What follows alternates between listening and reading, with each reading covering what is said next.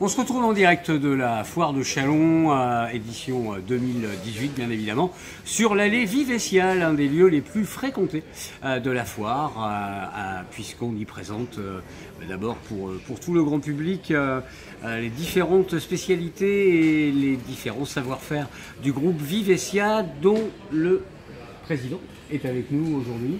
Christian Bourrel, bonjour. Et bonjour à tous. Parlez-nous un petit peu de cette allée qui existe depuis plusieurs années déjà à la foire. Eh bien, en fait, c'est la 8e année que nous avons cette allée Vivessia. C'est devenu un incontournable, hein, vous l'avez dit vous-même. Je crois que c'est une personne sur 3 qui visite cette foire, donc cette belle foire de Châlons, qui vient visiter notre allée Vivessia. Je peux même vous donner un scoop, là, à l'instant, puisqu'on vient de me donner les résultats. Hier, donc première journée de la foire, et nous avons un petit questionnaire que nous faisons remplir par les personnes qui passent au sein de l'allée. Et les résultats sont extrêmement positifs, puisque nous avons 9 personnes sur 10 qui ont un avis favorable sur l'allée Vivessia, et qui nous encouragent à continuer à innover, puisque cette année encore, comme toutes les années, nous avons quelques innovations pour que les personnes qui sont déjà venues l'année dernière, en revenant, bien tout simplement découvrent de nouvelles choses et de nouvelles innovations ou une nouvelle façon de transformer les céréales que nous produisons dans notre région, mais que nous savons également transformer. Comme vous pouvez le voir là, on a tout simplement en pain au chocolat, en croissant ou en pain, mais également en malt qui sert à tout simplement faire de la bière ou du whisky.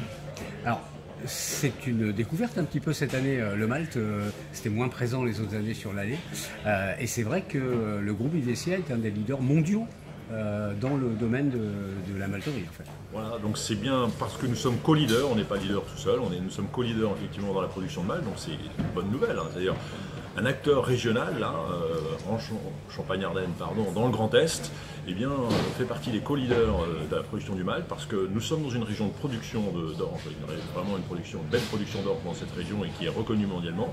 Et nous avons su, depuis les années 60, construire des outils locaux, des outils de transformation de cette orge en malt, et puis à partir des outils locaux, nous avons également su finalement accompagner nos clients et aller à l'international. C'est pour ça que nous sommes aujourd'hui présents partout là où il y a les grands marchés du malt.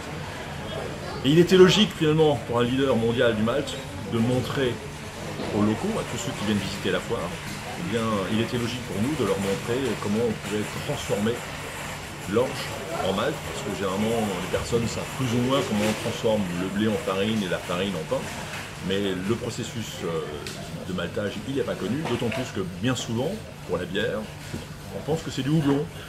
Et là non, le houblon ça donne un peu l'amertume, mais l'élément essentiel qui donne en fait l'alcool et qui donne le goût, c'est l'orge, transformée en malt. Donc tout ça, c'est à découvrir sur l'allée Vivessia d'ici le 11 septembre, tous les jours.